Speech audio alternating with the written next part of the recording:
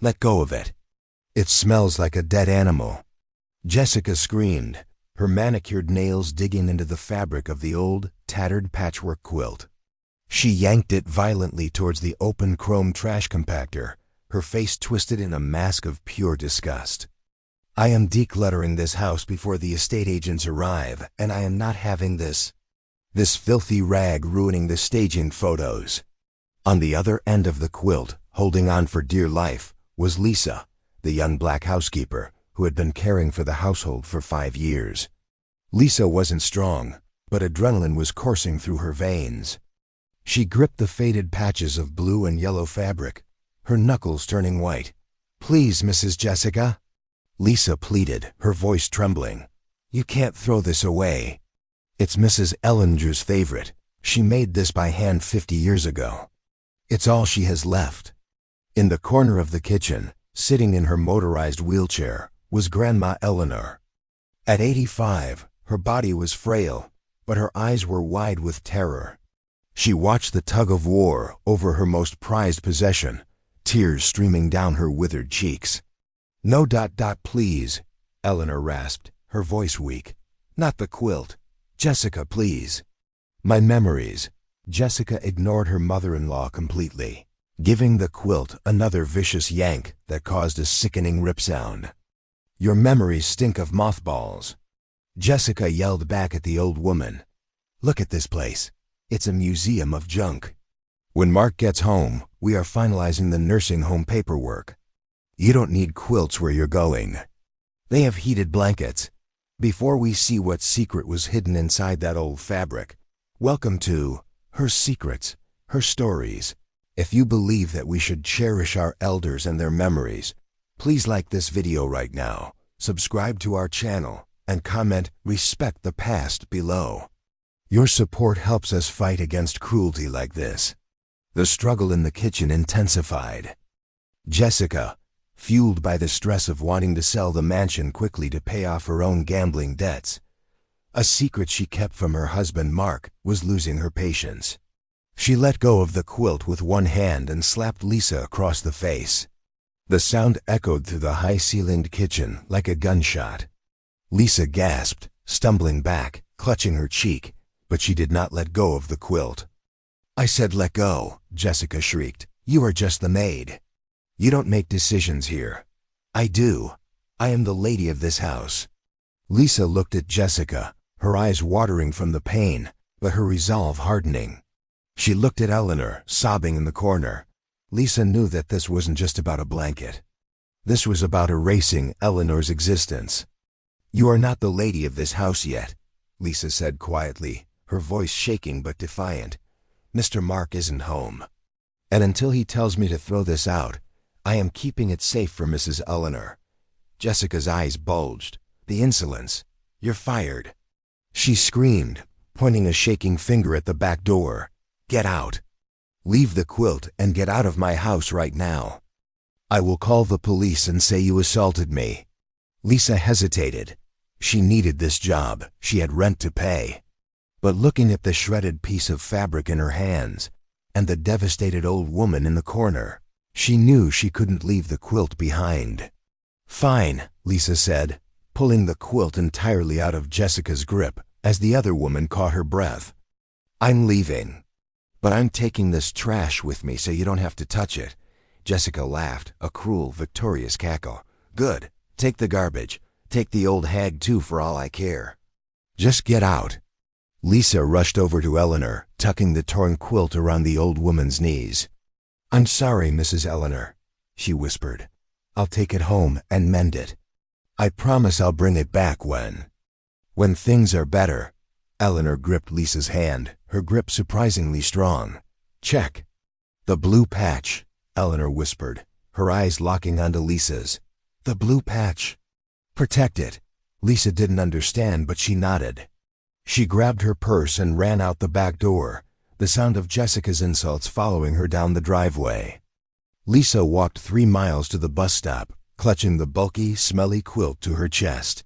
People stared at her, a crying woman in a Maid uniform holding a dirty blanket, but she didn't care. She got home to her small apartment, laid the quilt on her kitchen table, and finally looked at the damage. The rip Jessica had caused was right in the center. Lisa got her sewing kit. She was an expert seamstress. She could fix this. As she smoothed out the fabric, her fingers brushed against a specific square, a patch of dark blue velvet that felt thicker than the rest. She remembered Ellen's whisper, the blue patch. Curious, Lisa felt the patch. There was something crinkling inside. It wasn't batting or cotton. It felt like paper. Thick, folded paper. Lisa's heart started to pound. Was this money? Old love letters? With trembling hands, she took her seam ripper and carefully undid the stitches of the blue velvet square. She reached inside and pulled out a folded yellowed envelope sealed with wax. On the front, in shaky but elegant handwriting, it read, "To be opened only when they try to throw me away." Lisa stared at the envelope, her breath catching in her throat. To be opened only when they try to throw me away. The words sent a chill down her spine. It was as if Grandma Eleanor had predicted this exact moment years ago. Lisa knew she shouldn't open it. It wasn't addressed to her, but the situation was desperate. Jessica was planning to put Eleanor in a home and sell the estate. Lisa broke the wax seal. Inside was not cash, nor a letter. It was a legal document. A deed of trust. And clipped to it was a handwritten note dated 5 years ago. Lisa read the note, and her eyes went wide. She read the legal document, and her jaw dropped. She grabbed her phone. She had to call Mark, Eleanor's son. Mark was a decent man, but weak. He let Jessica walk all over him, and he was often away on business trips, leaving his mother vulnerable. He was currently in London. Lisa dialed his number, praying he would answer. "Hello? Lisa?" Mark's voice sounded tired. "Why are you calling me? Is Mom okay?" "Mr. Mark, you need to come home," Lisa said urgently. "Jessica fired me. She's throwing away Mrs. Eleanor's things. She's planning to send her to the nursing home tomorrow." "What?" Mark sounded confused. "Jessica said Mom agreed to that. She said Mom was becoming violent." "That is a lie, sir." Lisa shouted, losing her professional calm. "Mrs. Eleanor is scared. And sir ... I have the quilt. The one Jessica tried to destroy. You need to see what was inside it." Lisa explained everything. There was a long silence on the other end of the line. "I'm catching the next flight," Mark said, his voice cold with a newfound anger. "Meet me at the house tomorrow morning at 9 a.m. Bring the quilt."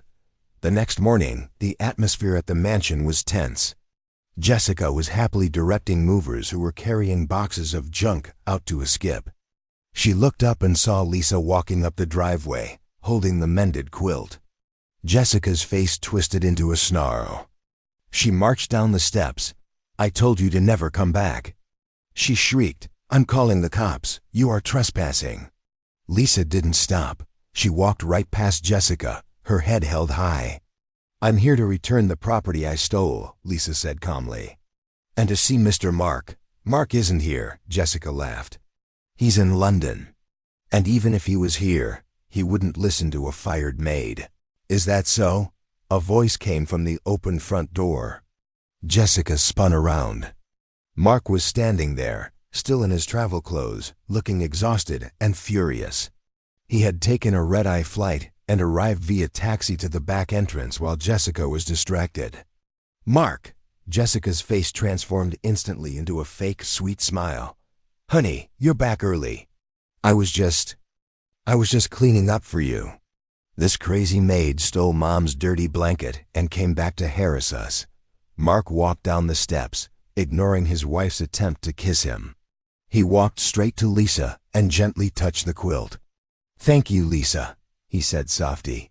Then he turned to Jessica. "Where is my mother?" "Oh, she's in her room resting," Jessica lied nervously. "She's so excited about the new facility. It has a garden." "Let's go ask her," Mark said. He ushered everyone into the living room where Eleanor was sitting in her wheelchair, looking out the window, looking smaller than ever. When she saw Lisa and the quilt, she let out a sob of relief. "You brought it back," she whispered. "You saved it." Jessica rolled her eyes. Oh God, here we go with the drama. Mark, seriously, she's senile. That blanket is a health hazard.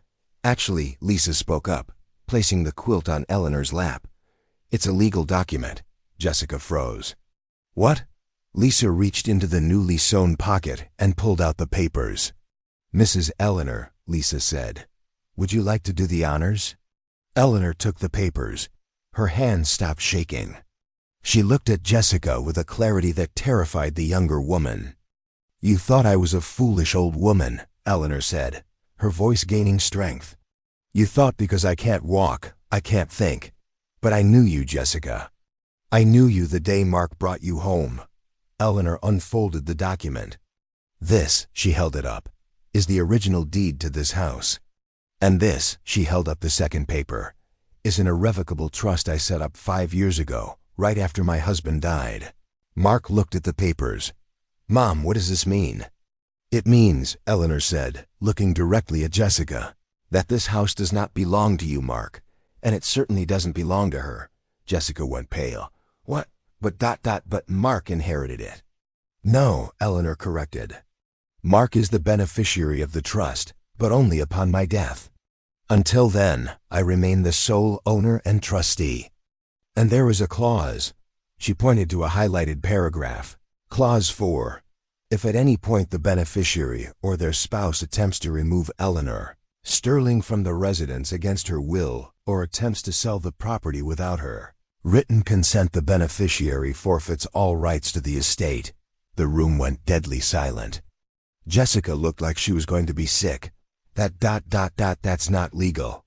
She screeched. That's a fake. She wrote that on a napkin. It was notarized by Judge Davidson. Mark read the stamp at the bottom. It's ironclad. He looked at his wife with horror. You tried to sell the house?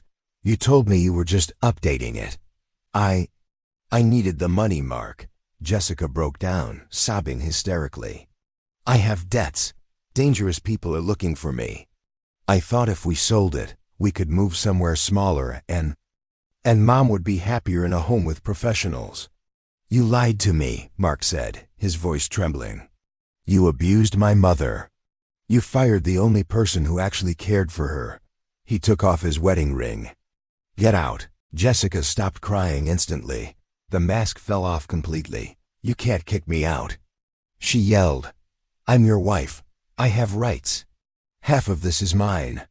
Read the document, Jessica, Grandma Eleanor said, her voice sharp as attack. The trust protects the asset from marital disputes. You own nothing.